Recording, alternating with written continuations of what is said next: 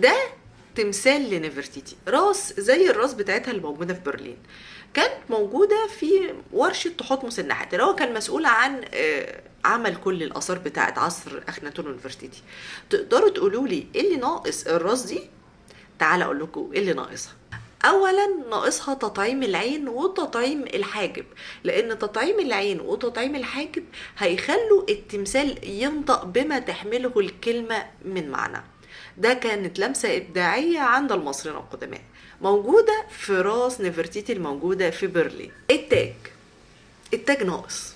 يا ترى بقى التاج ده كان هيكون زي بتاع نفرتيتي الموجود في متحف برلين، ولا هيكون تاج تطعيم يكون فيها لمسة إبداعية من تحتمس النحات؟ أنا متهيألي إن كان التاج هنا كان هيكون مطعم بأحجار كريمة، كان هيودي التمثال ده أو الراس دي في حتة تانية خالص. في ناس بقى فزلوكة هتقولي يا نرفانا، هي ليه مراخيرها مكسورة؟ أكيد بيداروا ملامحها الأفريقية. معلش يا جماعة، هي الملامح الأفريقية في المراخير بس؟ طب ما هي الودان برضك مكسورة، تعال أوريكم اهي. واضح جدا ان الودان مش كاملة ومكسورة. التمثال ده اتدحرج فاتكسر، مراخيره لانها بارزة وودانه لانها بارزة. لو كانت مراخيره دي مش بارزة ولا ودانه بارزة ما كانوش اتكسروا.